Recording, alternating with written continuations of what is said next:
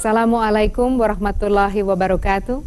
Kembali kita berjumpa pemirsa dalam pengajian Tafsir Al-Misbah, mengenal juz amma bersama Ustadz Quraisy Shihab. Seperti biasa, saya Sandrina Malakiano senang sekali bisa hadir untuk menemani Anda. Kali ini Ustadz Quraisy Shihab akan mengulas surat Al-Humazah. Melalui surat yang diturunkan di kota Mekah ini, Allah mengancam siapapun yang melakukan pelecehan dan pembawa rumor atau isu atau menggunjingkan orang lain. Di samping itu Allah juga mengancam para penimbun harta yang beranggapan bahwa dengan harta mereka bisa menghirup udara ini untuk selama-lamanya. Persoalannya adalah siapa yang disebut sebagai penggunjing dan siapa pula penimbun harta. Mari kita ikuti bersama uraian berikut ini. Bismillahirrahmanirrahim. Alhamdulillahi wa kafa, wa salatan wa salaman ala ibadihi alladzina istafa, wa ba'd. Kali ini kita akan bahas surah Al-Humazah. Surah ini juga turun sebelum Nabi berhijrah ke Madinah. Sementara ulama berpendapat bahwa dia adalah surah yang ke-31 yang diterima oleh Nabi. Baiklah, mari kita lihat pesan-pesan surah ini. Di sini Allah berfirman, A'udzubillahi minasyaitonirrajim, Bismillahirrahmanirrahim, Wailun likulli humazatin lumadzah. Baik. Wail itu bisa berarti kecelakaan. Bisa juga diartikan semacam siksa yang akan dialami di neraka. Dikatakan ada lembah di neraka namanya wail. Oke. Ada juga yang mengatakan wail itu semacam doa untuk jatuhnya kecelakaan pada seseorang. Oke, itu pendapat-pendapat tentang wail. Kita lihat humazah. Humazah terambil dari kata hamazah atau hamz yang pada mulanya berarti mendorong. Itu kan ada huruf abjad bahasa Arab hamzah. Itu kata hamzah itu kan terucapkan seakan-akan didorong, ya. Maka ada dorongan ha. Maka itu dinamai hamzah. Dorongan-dorongan negatif juga dinamai hamzah atau hamazat. Rabbi a'udzubika min hamazatis syayatin. Ya Allah, aku berlindung kepadamu dari dorongan-dorongan negatif setan.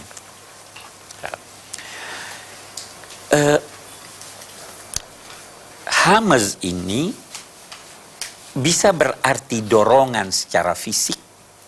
Saya dorong orang secara fisik.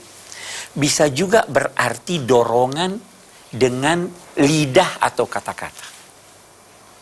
Nah, kata-kata yang buruk itu dinamai hamz.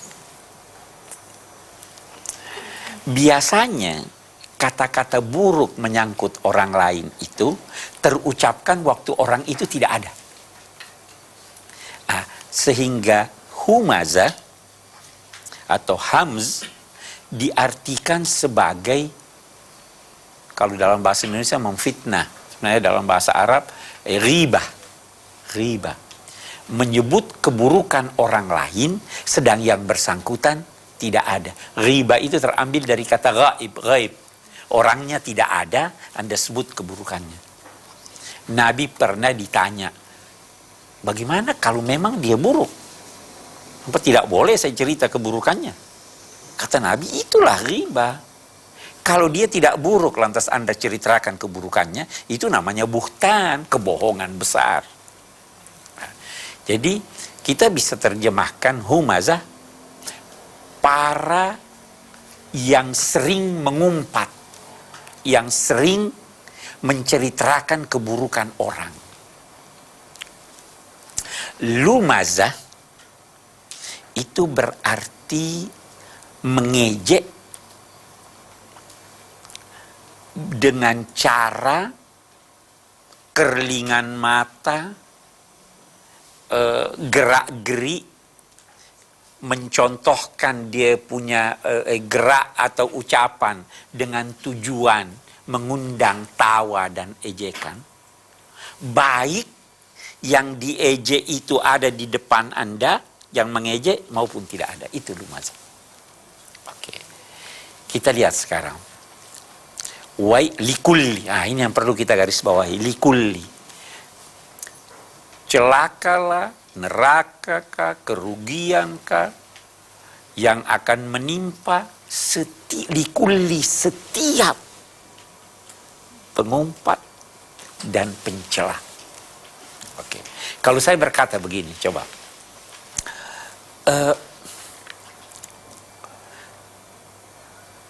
Penumpang bus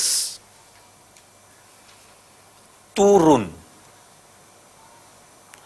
itu otomatis semuanya turun? Belum tentu ya. Oke. Penumpang-penumpang itu mengalami kecelakaan. Bisa tidak ada 1-2 yang tidak celaka? Bisa. Tapi kalau saya berkata, setiap penumpang bus itu celaka, ada tidak yang tidak celaka? Ayat itu semua celaka, setiap. Di sini Allah berkata, wailun lil humazati wal lumazah, atau likulli. Celakalah pengumpat-pengumpat dan pencela-pencela. Kalau dia berkata begitu, boleh jadi ada 1-2 yang tidak celaka. Ya. Tetapi di sini dinyatakannya likulli, setiap orang. Untungnya bentuk humazah dan lumazah itu diartikan yang sering kali. Jadi kalau masih sekali-sekali mungkin masih bisa ditoleransi. Ya kan? Tapi kalau kerjanya nerumpi, ya kan? Kerjanya menyebut-nyebut keburukan orang, itu wailun likulli humazatin lumazah. Oke. Ya. Memang Allah melarang orang menceritakan keburukan orang. Tetapi ada 6 tempat yang bisa ditoleransi. Yang pertama, kalau menceritakan keburukannya dengan harapan bisa meringankan apa yang dialami. Menceritakannya kepada orang yang bisa meringankan. Jadi kalau kita punya sahabat karib, kita ceritakan dengan harapan bisa mengurangi itu bisa ditoleransi. Yang kedua, menceritakan keburukannya kepada orang yang bisa menghalangi keburukan itu. Bisa. Yang ketiga, meminta fatwa. Ada istri Abu Sufyan datang pada Nabi, wahai Nabi, suami saya itu kikir. Ceritakan keburukannya atau tidak? Dia ceritakan keburukannya sebenarnya. Kikir kan dia ceritakan keburukannya. Terus dia bertanya, boleh enggak saya curi uangnya tanpa dia tahu? Ini dia minta fatwa. Itu boleh. Asal menceritakannya dengan tujuan meminta pendapat. Pada orang yang wajar dimintai pendapat. Yang keempat, orang yang terang-terangan sudah tidak malu melakukan keburukan. Baik, yang kelima, untuk memperkenalkan orang yang tidak bisa dikenal kecuali menyebut keburukannya. Si A datang. Yang mana? Waduh, bingung. Oh, itu A yang buta sebelah. Itu boleh. Kalau memang tujuannya memperkenalkan ini. Yang kelima, memberi peringatan pada orang. Ada satu orang mau lamar anak saya. Saya tanya sama ini, bagaimana sih orang itu? Anda boleh menceritakan, tetapi dalam batas dia ditolak. Tidak usah ditelanjangi dia. Itu 6 hal yang diperintahkan, yang dibolehkan untuk ditoleransi menyebut keburukan orang. Baik, kita lanjutkan. Allazi jama'a malan wa addada. Biasanya orang yang menceritakan keburukan orang itu dia merasa dirinya mampu, lebih hebat. Dia merasa dirinya kaya. Karena itu lanjutan ayat ini menyatakan mereka itu yang mengumpul harta jama amalan wa addada. Addada itu bisa diartikan menghitung-hitungnya. Ada orang punya harta, dia taruh di bawah bantal sedikit-sedikit dia hitung harta saya. Itu kikir, karena dia kikir. Ada juga addada juga bisa berarti mempersiapkannya. Dia mengumpul harta untuk mempersiapkannya sampai 7 turunan. Ada kan yang begitu? Ada lagi addada dibaca adadah, mengumpulkan harta dan mengumpulkan pengikut yang banyak. Jadi cerita supaya dapat teman, supaya dapat pengikut. Ini orang-orang yang diancam dengan al-wail. Baik, kita akan lihat satu fragmen, kemudian kita akan diskusi. Assalamualaikum. Ini nih murid kesayangannya Pak Farid. Oh, bisa aja sih. Kok masih ingat sih? Sudah. Kita lanjutkan kembali ke persoalan pembentukan panitia inti reuni. Pertama kali saya mengucapkan terima kasih atas kehadiran kawan-kawan semua. Dan pada hari ini, mari kita bentuk susunan panitia inti reuni SMP 1 untuk alma mater 1970 sampai 1975. Jadi langsung saja kita tunjuk siapa ketua umumnya. Bagaimana kalau Aisyah sendiri? Setuju nggak? Setuju. Boleh. Kok saya sih? Udah jangan banyak pikir lah. Oke, saya terima. Tapi nanti dibantu loh ya. Pasti. Tenang aja. Kemudian siapa ketua satunya? Siapa ya? Gimana kalau Sari? Sari. Boleh juga. Dia sih cocoknya dijadiin bendahara saja. Pacarnya kan direktur bank asing. Siapa tahu bisa membackup kekurangan dananya. Ntar, pacar? Emang Sari udah punya pacar? Loh, suaminya kan baru saja meninggal. Kasihan deh lu. Bukannya apa? Kemarin Senin aku kan baru ketemu Sari. Dan dia nggak cerita apa-apa tuh ke aku. Masa dicerita-ceritain sih? Orang tuh kalau lagi enak aja nggak bilang siapa-siapa. Tapi kalau udah susah, semua orang dikasih tahu. Ya nggak? Wah, asik dong. Dapat rumah baru, new ice baru. Tapi kabarnya belum ada SIM-nya tuh. Maksudnya belum ada SIM-nya bagaimana sih, Tar? SIM itu maksudnya surat izin menikah. Tahu Dari kebo dong. Hebat juga ya Sari. Begitulah kata orang-orang. Astagfirullahaladzim. Kalian ini mau rapat? Apa mau ngegosipin si Salis sih? Biasalah. Sudah. Kita lanjutkan lagi acaranya. Siapa tuh yang datang? Sebentar ya, saya lihat dulu siapa yang datang. Ya. Oh iya. Siapa sih? Nggak tahu. Sari, ayo masuk. Assalamualaikum. Waalaikumsalam. Katanya kamu nggak bisa datang. Iya, ternyata acara keluarga saya selesai lebih cepat. Jadi saya buru-buru aja ke sini. Iya. Belum selesai kan acaranya? Belum kok, belum. Ayo masuk.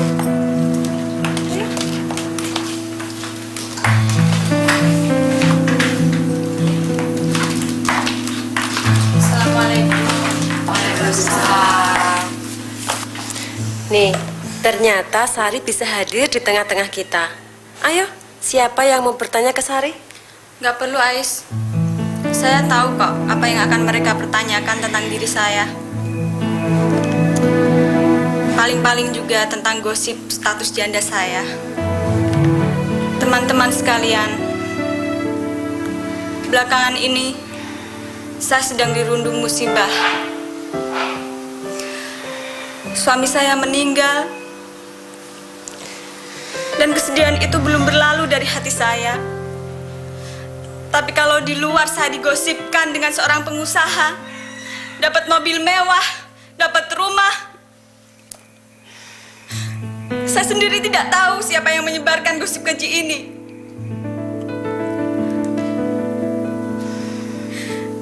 Jangankan naik sedan, kesini saja saya naik bis. Astagfirullahaladzim. Sudah sayang, sabar ya, sabar. Semua itu fitnah, semua itu bohong.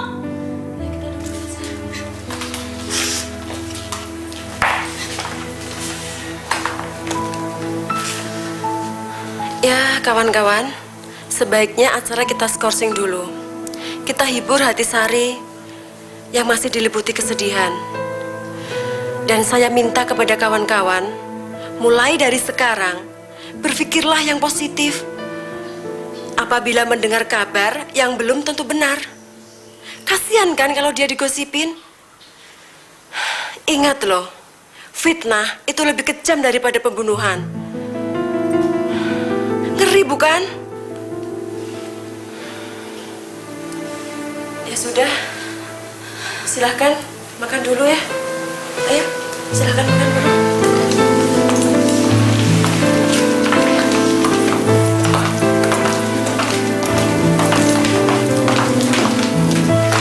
Ayo, Sar.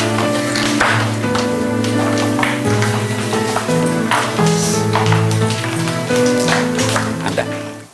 Makasih. Bismillahirrahmanirrahim. Bicara soal berguncing atau mungkin sekarang bahasa trennya itu bergosip gitu Pak. Permasalahan ini sudah menjadi bagian dari kehidupan kita.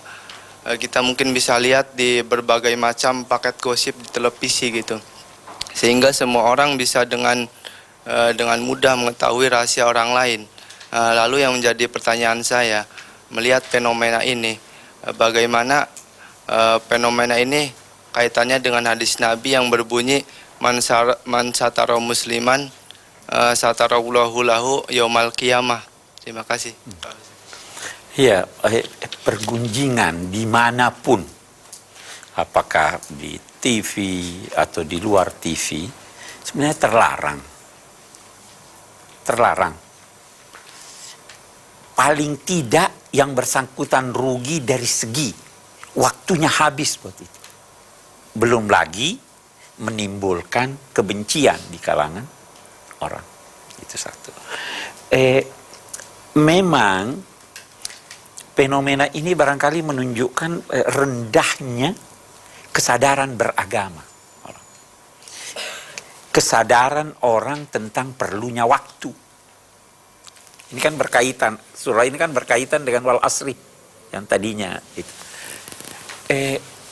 Semakin sadar orang tentang perlunya waktu, perlunya mengisi waktu itu dengan hal-hal yang bermanfaat, semakin kurang pembicaraannya yang tidak bermanfaat. Kalau Anda membuka aib orang, tidak ada jaminan bahwa orang lain akan membuka aib Anda. Itu sebabnya agama menganjurkan menutup aib orang. Apa yang ditoleransinya yang kita bicarakan tadi, itu pun dalam batas-batas yang perlu saja. Jangan menelanjangi orang. Jangan menceritakan semua keburukan orang. Nah, jadi itu kalau ditanyakan fenomena apa itu fenomena rendahnya kesadaran beragama. Karena itu mudah-mudahan aja para pengelola TV mendengar ini sehingga acara-acara semacam itu ditiadakan. Karena dia rugi dan dia mengajak orang kepada kerugian. Saya kira itu ya. Oke. Ada yang lain? Silakan. Silakan. Bismillahirrahmanirrahim. Assalamualaikum warahmatullahi wabarakatuh. Pertanyaan saya ada hubungannya dengan yang ditanyakan dengan adik tadi. Cuma yang ingin saya tekankan di sini, kadang kalau kita menceritakan aib kita ataupun aib orang lain, yang tujuannya untuk mungkin meringankan beban kita, kadang-kadang kita seakan-akan terlena, kita semakin dikompori gitu ya Pak ya. Apakah lebih baik 6 kategori yang kita perbolehkan itu mending kita hilangkan aja, gimana untuk menghindari supaya kita tidak semakin asik menceritakan keburukan kita maupun orang lain. Bagaimana menurut Bapak? Kalau bisa dihindari, saya kira ada hal-hal yang bisa dihindari. Tapi ada juga hal-hal yang jangan dihindari. Ya toh? Sekarang, saya akan beri contoh dari 6 yang saya berikan tadi. Itunya. Ada satu orang minta pendapat ibu menyangkut calon suami yang ingin menikahi anaknya. Apa ibu diam? Atau kita berkewajiban memberitahu? Di sini harus diberitahu. Tetapi kalau sudah, kalau bisa, ada orang kita ingin perkenalkan, dia itu katakanlah punya aib. Seperti saya katakan dia buta misalnya, atau sumbing. Kalau bisa tidak diceritakan dan dia sudah bisa dikenal, itu baik. Nah, punya unek-unek, saya di ini, bagaimana nih, bergelora, bergejolak hati ingin menceritakan. Kalau bisa ditahan dan hanya mengadu kepada Tuhan, itu baik. Tapi kalau tidak bisa, bagaimana? Mungkin saya ceritakan pada saudara saya, mungkin saya ceritakan pada teman akrab saya. Dan tentunya itu cerita, itu uraian, itu penyampaian kepada orang yang sangat-sangat terbatas. Bukan dicerita dalam satu majelis. Ada teman, tidak ada teman, teman akrab atau tidak. Saya kira itu. Jadi memang ada tempatnya yang sebaiknya tidak diungkap, tapi ada juga hal-hal yang perlu diungkap. Saya kira begitu. Baiklah, saya kira kita lanjutkan. Alladzi jama'a malan wa 'addadah. Tadi sudah. Malan ini, ini untuk mahasiswa nih. Tanwin itu malan kan? Walaupun sebenarnya di sini kita tidak baca malan karena kita masukkan huruf nun itu kepada waw. Ya toh? Idgham namanya. Tanwin itu bisa berarti banyak, bisa berarti sedikit. Nah, menghimpun harta, ini maksudnya harta yang banyak atau harta yang sedikit? Dua-duanya boleh. Ada orang yang sangat kikir, harta sedikit pun dia himpun. Ada enggak yang gitu? Nah, jadi dia menghimpun harta yang sedikit. Nah, ada orang hartanya banyak, dia masih anggap sedikit. Nah, jadi ini gambaran tentang kekikiran orang tersebut sekaligus kelobaannya untuk menghimpun harta yang banyak. Adadahu bisa juga berarti menganeka-ragamkannya. Ada yang berarti adada menghitung-hitung, ada yang berarti adada menganeka-ragamkan. Oh, dia sudah punya mobil, ada mobil Mercy, ada mobil ini, ada mobil itu, ada sawah, ada ladang, ada ini. Ada manusia yang seperti itu. Orang yang semacam inilah yang juga mendapat ancaman wail. Orang yang semacam ini dilukiskan oleh ayat berikut, yahsabu anna malahu akhlada. Dia menduga hartanya mengekalkannya. Hartanya yang banyak ini, dia menduga dia akan kekal di dalam kekayaannya. Karena banyak hartanya. Walaupun saya keluarkan sekarang masih banyak. Jadi dia anggap dia akan kekal dengan kekayaannya. Ada lagi yang mengartikan akhladahu, mengekalkannya sehingga dia akan hidup terus di dunia ini. Sebenarnya boleh jadi dia sadar dia mati, boleh jadi dia ketahui bahwa dia akan mati, tetapi dia tidak pernah berpikir tentang mati. Karena dia tidak berpikir tentang mati, maka dia seakan-akan menduga dirinya tidak akan mati. Menduga dirinya akan kekal. Ada orang yang seperti itu. Kita ngomong-ngomong nih, pernah enggak kita ingat mati? Coba pikir, pernah enggak kita ingat mati? Sebenarnya Tuhan, salah satu tujuan kita ditidurkan itu, supaya kita ingat mati. Karena tidur itu mati, mirip dengan mati. Atau dipersamakan Tuhan dengan mati. Ada orang yang tidak pernah berpikir tentang itu dan menduga dirinya akan kekal. Kalla la yumbadzanna fil hutama. Tidak. Dia tidak akan kekal. Atau kalla, hati-hatilah. La yumbadzanna fil hutama. Yumbadzanna terambil dari kata an-nabaz. An-nabaz itu melempar sesuatu yang hina. Sesuatu yang tidak ada artinya. Jadi layumbadzanna, dia pasti akan dilempar dalam keadaan dia hina dina, dalam keadaan dia tidak berarti, dan dilemparnya lagi itu dengan mudah,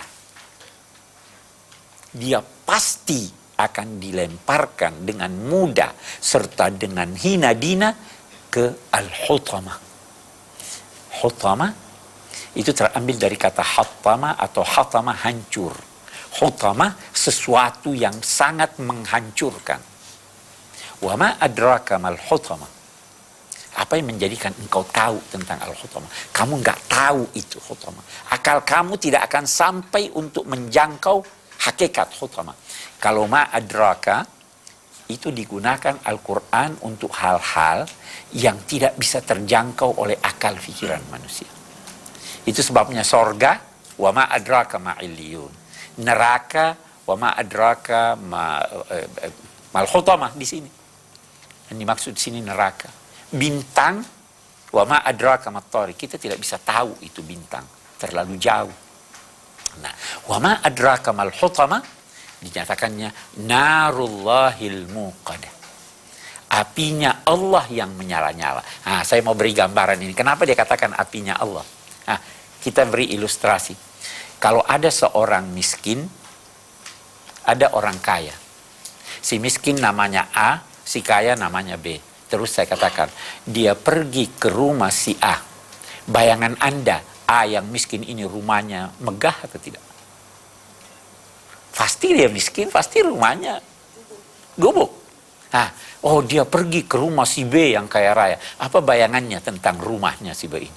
Pasti besar. Oke. Kalau apinya manusia itu bisa dibayangkan. Kita tahu apinya manusia. Kalau apinya Allah, tidak bisa Anda bayangkan apinya Allah. Apinya manusia yang kita lihat sehari-hari aja udah panasnya kayak gitu. Ya. Yang ini, wa ma adraka mal hutamah, dia tidak katakan narun muqada, api yang menyala-nyala. Tidak. Narullah, apinya Allah yang menyala-nyala. Itu al-muqadah yang menyala-nyala. Allati tattali'u alal af'idah. Nah, af'idah jamak fuad. Fuad itu hati yang berfungsi memahami sesuatu. Nah, yang merasa. Fuad itu hati yang merasa. Nah, ini orang tadi mengumpat, sombong, dan lain-lain sebagainya. Kesombongannya itu bersumber dari hatinya. Ya toh? Nah, yang dibakar itu adalah sumber penyakitnya. Sehingga api itu naik sampai membakar hatinya. Nah, saya beri gambaran lagi. Orang kira-kira yang mendengar dia disebut-sebut keburukannya, terbakar enggak hatinya? Terbakar. Jadi kalau begitu wajar dong kalau dia mendapat siksa yang serupa, dibakar juga hatinya. Itu tattali'u alal af'idah. Innaha alaihim mu'sada fi amadin mumaddada. Sesungguhnya api itu terhadap orang-orang yang dibakar ini tertutup. Jadi kalau kita berikan gambaran, kira-kira dia berada di kamar ini tertutup, api di sekeliling dia. Innaha alaihim mu'sada fi amadin mumaddada. Amad artinya tiang, mumaddada terbentang atau tinggi. Nah, mereka itu berada di tengah-tengah api yang berada dalam lokasi yang tertutup tinggi.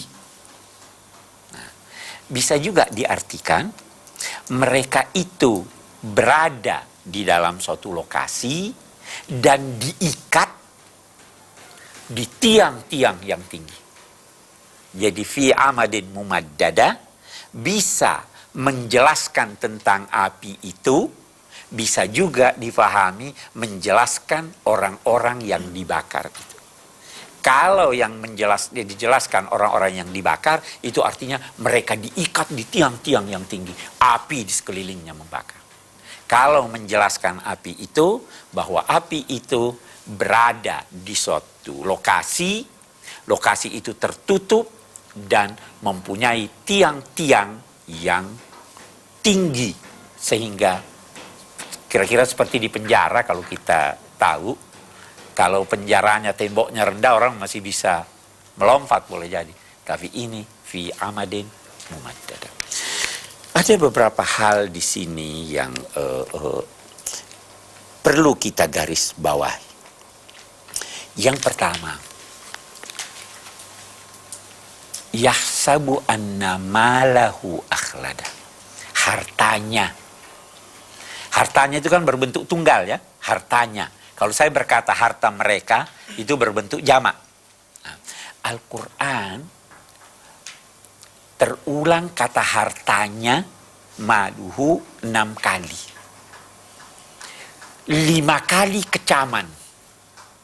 Hanya sekali pujian. Apa makna itu? Seorang yang memiliki harta, jangan menganggap harta itu miliknya sendiri. Itu sebabnya di dalam Al-Quran, kalau berbicara tentang harta, seringkali harta itu dikaitkan dengan kelompok. Amwalahum, amwalal yatama, harta mereka, harta anak-anak yatim. Tapi kalau dia berkata maluhu, hartanya itu kecaman. Yahsabu anna malahu akhlada. Kalladhi yunfiqu malahu ria'an nas. Ya kan? Tabbat yada abi lahabin wa tab ma aghna anhu maluhu.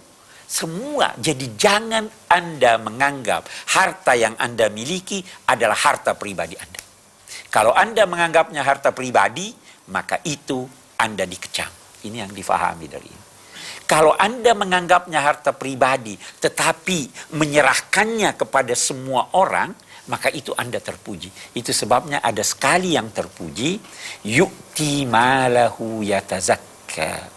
Ya, itu ditujukan kepada Sayyidina Abu Bakar. Jadi ini yang perlu kita garis bawahi, kesan yang diperoleh dari ayat kita ini. Jangan pesannya, jangan menganggap harta yang Anda miliki harta pribadi Anda. Tapi di dalam harta itu ada hak orang lain berupa zakat atau sedekah. Baik, kita ingin mendiskusikan surah kita ini. Yang mau bertanya, saya persilahkan. Bismillahirrahmanirrahim. Kita ketahui saat ini bahwa konsep pengumpulan harta lebih modern, ada istilah asuransi. Harta-harta kita diasuransikan supaya lebih aman dan untuk generasi selanjutnya.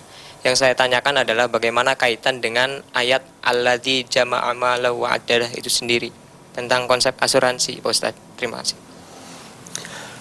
Asuransi apabila memenuhi persyaratan-persyaratannya yang ditetapkan agama tidak terlarang, karena sebenarnya ayat ini mengecam orang yang mengumpul harta, menghitung-hitungnya, dalam arti dia sangat cinta pada hartanya, dia kikir untuk mengeluarkan hartanya sesuai dengan tuntunan agama. Agama sama sekali tidak melarang orang menyimpan harta. Sama sekali tidak melarang orang menabung. Menabung kan juga menyimpan harta. Sama sekali tidak melarang orang berpikir mengumpulkan harta untuk masa depannya, ya kan? Atau masa depan anak-anaknya. Selama dia tetap memfungsikan hartanya sesuai dengan tuntunan agama. Dia keluarkan zakatnya, dia bersedekah, dia tidak terlalu cinta pada harta sehingga ada orang yang butuh dia tidak berikan. Dia tidak terlalu cinta kepada harta sehingga dia merasa aman dengan hartanya. Sewaktu-waktu dia tidak merasa bahwa ini bakal hilang, padahal sewaktu-waktu itu semua bisa hilang. Itu yang dikecam. Tapi mengasuransikan harta, mengasuransikan mobil, mengasuransikan rumah, menyimpan perhiasan di bank, ya kan? Itu tidak terlarang selama ini memenuhi persyaratan-persyaratannya. Saya tidak berkata semua asuransi otomatis direstui, tetapi ide untuk memelihara itu dibenarkan oleh agama. Saya kira jelas ya.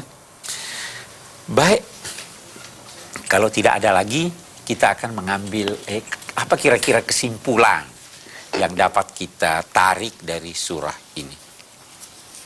Yang pertama dan utama, jangan ngerumpi, jangan menceritakan keburukan orang. Anda pasti rugi bila menceritakan keburukan orang, paling tidak rugi waktu Anda. Paling tidak itu rugi waktu Anda. Dan kemungkinan besar orang lain pun akan menceritakan keburukan Anda. Min husni islamil mar tarkuhu ma la ya'ni. Salah satu bukti kebaikan keberagamaan Islam seseorang adalah dia meninggalkan apa yang bukan urusannya. Bukan urusan saya itu pakaian si A hari ini begitu, pakaiannya besok begitu. Tidak ada urusan saya. Itu satu. Yang kedua, jangan mengejek dan menghina orang lain. La yaskhar qaumun min qaumin asa ayyakunu khairan minhun wala nisa'un min nisa'in asa ayyakunna khairan minhunna. Janganlah satu kaum, satu kelompok menghina kelompok yang lain. Dan jangan juga satu kelompok perempuan menghina kelompok perempuan yang lain. Boleh jadi siapa yang dihinanya lebih baik daripada yang menghina.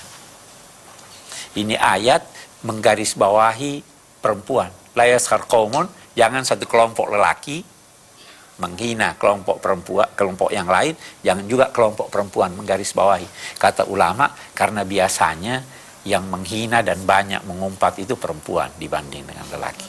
Itu kata ulama. Oke, itu. Yang ketiga, jangan sekali-kali Anda merasa bahwa harta pribadi yang Anda miliki itu milik Anda semata-mata. Harta yang dimiliki seseorang itu di dalamnya ada hak orang lain. Wa fi amwalihim haqqun lis-sa'ili wal mahrum. Dalam harta mereka, orang-orang yang taat kepada Allah itu, ada mereka sisihkan haknya untuk orang yang minta atau orang yang tidak minta namun tidak memiliki sesuatu. Itu yang ketiga. Yang keempat yang saya ingin ambil kesimpulannya, kira-kira begini. Siksa itu setimpal dengan dosa. Siksa setimpal dengan dosa. Karena itu, jangan berkata bahwa neraka atau siksa yang diperoleh seseorang di neraka tidak adil. Setiap orang dalam kehidupan dunia ini menanam benih. Benih kejahatan itu menghasilkan buah. Buahnya dipetik di neraka, di akhirat. Itu buahnya di sana. Jangan salahkan seorang petani yang menanam tomat walaupun hanya sebiji kecil. Tomat itu kan bijinya cuma satu ya. Kok bisa bermacam-macam, bisa banyak sekali buahnya. Lebih banyak buahnya daripada benih itu. Ya, Anda lihat, Anda cuma ngerumpi sedikit, Anda cuma menghina, tapi Anda menanam benih. Kapan dipetik benih itu? Di sana nanti dipetik. Itu setimpal dengan apa? Jadi jangan berkata, saya kok cuma begini, di neraka kok setengah mati. Tidak, itu benih yang Anda tanam. Kalau Anda keberatan tentang itu, keberatan juga lah. Kenapa saya menanam sebiji tomat, kok hasilnya banyak? Begitu kira-kira yang dimaksud dengan setiap sebesar dosa, sebesar itu pula sanksi. Siksa serupa dengan dosa. Saya kira itu yang kita dapat ambil dan kita akhiri. Wassalamualaikum warahmatullahi wabarakatuh.